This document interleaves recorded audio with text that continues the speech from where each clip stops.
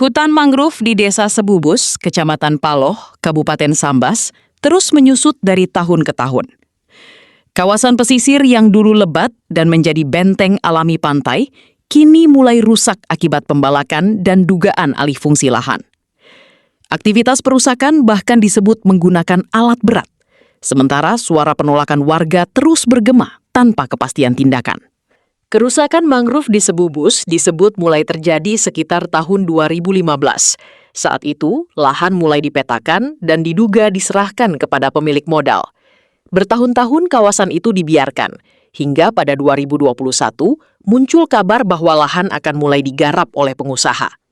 Situasi memuncak pada Februari 2025, tepat menjelang Ramadan, ketika isu alih fungsi lahan seluas 190 hektar semakin kuat terdengar di tengah masyarakat. Pembukaan lahan kemudian berlangsung dalam 2 gelombang, yakni pada Maret dan berlanjut Mei hingga Juni 2025. Warga menduga kawasan mangrove yang dibabat akan dijadikan kebun sawit. Dugaan itu muncul karena pola pembukaan lahan dilakukan secara rapi, terjadwal, dan menggunakan ekskavator, menyerupai persiapan kawasan konsesi perkebunan besar. Masyarakat Desa Sebubus pun terus melakukan perlawanan. Penolakan disampaikan ke berbagai pihak, mulai dari Bupati Sambas, DPRD, Kepolisian, Kejaksaan, hingga Kementerian Lingkungan Hidup dan Kehutanan. Warga berharap ada langkah nyata untuk menghentikan kerusakan ekosistem pesisir yang selama ini menjadi pelindung alami dari abrasi pantai dan tempat hidup berbagai biota laut. Pada Oktober 2025, Komisi 2 DPRD Sambas bersama kelompok pelestari mangrove dan warga turun langsung ke lokasi kerusakan. Kunjungan itu dilakukan sebagai tindak lanjut hearing di DPRD Sambas yang sebelumnya membahas kondisi hutan mangrove Sebubus. Di lokasi, mereka melihat langsung sisa tebangan kayu mangrove dan parit yang diduga dibuat menggunakan alat berat.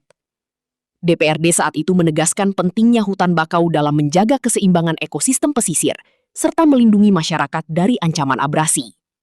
Meski berbagai laporan dan peninjauan telah dilakukan, warga menilai hingga kini belum ada tindakan tegas yang benar-benar menghentikan perusakan kawasan mangrove di Sebubus.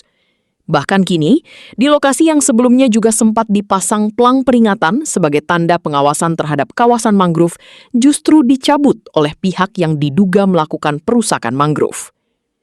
Dampak kerusakan kini mulai dirasakan langsung oleh masyarakat pesisir. Warga yang selama ini menggantungkan hidup dari mencari kepiting dan kerang di kawasan mangrove mengaku hasil tangkapan terus menurun.